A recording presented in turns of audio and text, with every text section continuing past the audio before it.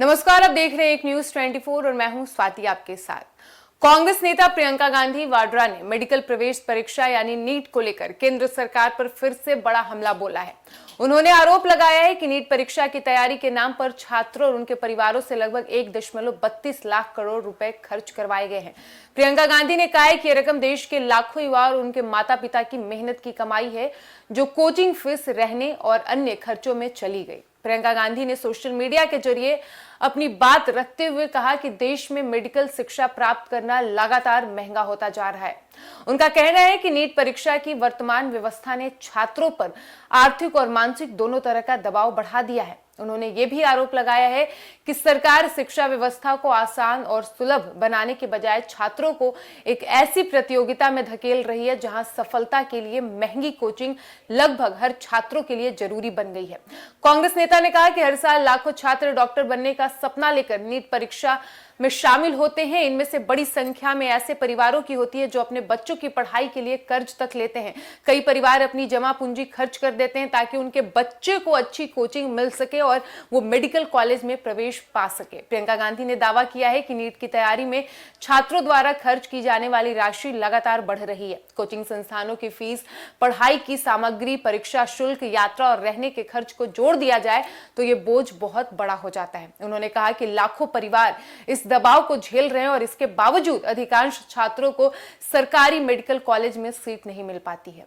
उन्होंने केंद्र सरकार से सवाल पूछा है कि आखिर ऐसी व्यवस्था क्यों बनाई गई है जिसमें छात्रों को डॉक्टर बनने के लिए इतनी बड़ी आर्थिक कीमत चुकानी पड़ रही है। उनका कहना है कि शिक्षा का उद्देश्य अवसर देना होना चाहिए, न कि आर्थिक बोझ बढ़ाना। प्रियंका गांधी ने नीट परीक्षा को लेकर पहले भी कई बार चिंता जताई है। पिछले वर्षों में पेपर लीक, परीक्षा प्रबंधन और परिणामों को लेकर उठे विवादों का जिक्र करते हुए कांग्रेस नेता ने कहा कि जब छात्र और उनके परिवार इतनी बड़ी कीमत चुका रहे हैं तो परीक्षा प्रणाली पूरी तरह पारदर्शी और भरोसेमंद होनी चाहिए। उन्होंने कहा कि देश के युवाओं के भविष्य के साथ किसी भी तरह का खिलवाड़ स्वीकार नहीं किया जा सकता। अगर परीक्षा प्रक्रिया में गड़बड़ी होती है तो उसको सबसे ज्यादा नुकसान उन छात्रों को होता है जिन्होंने वर्षों तक मेहनत की होती है। कांग्रेस का आरोप है कि शिक्षा और रोजगार से जुड़े मुद्दों पर सरकार गंभीरता नहीं दिखा रही है। पार्टी का कहना है कि युवाओं को बेहतर अवसर देने के लिए शिक्षा व्यवस्था में सुधार की जरूरत है। प्रियंका गांधी ने कहा कि सरकार को यह सुनिश्चित करना चाहिए कि आर्थिक स्थिति किसी छात्र के सपनों के बीच बाधा न बने।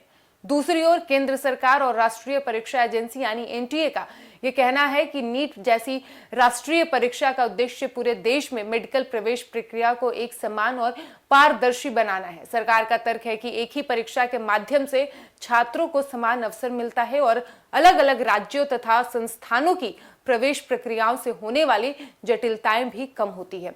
हालांकि नीट को लेकर बहस लगातार जारी है। कुछ लोग इसे एक समान प्रवेश प्रणाली के रूप में भी देखते हैं, जबकि कई छात्र और राजनीतिक दल इसके कारण बढ़ते कोचिंग कल्चर और आर्थिक बोझ पर सवाल उठाते हैं।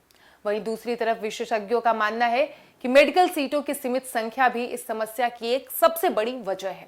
हर साल लाखों छात्र परीक्षा देते हैं, लेकिन सीटें अपेक्षाकृत कम होती है और इसी कारण प्रतियोगिता बेहद कठिन हो जाती है और छात्र अतिरिक्त तैयारी तथा कोचिंग पर अधिक खर्च करने लगते हैं। हालांकि प्रियंका गांधी का कहना है कि सरकार को केवल परीक्षा आयोजित करने तक सीमित नहीं रहना चाहिए, बल्कि मेडिकल शिक्षा को अधिक सुलभ और किफायती बनाने के लिए भी कदम उठाने चाहिए। उन्होंने मांग की है कि छात्रों और अभिभावकों पर पड़ रहे आर्थिक बोझ को गंभीरता से अध्ययन किया जाना चाहिए और ऐसी नीतियां बनाई जाए जिससे शिक्षा का खर्च कम हो सके।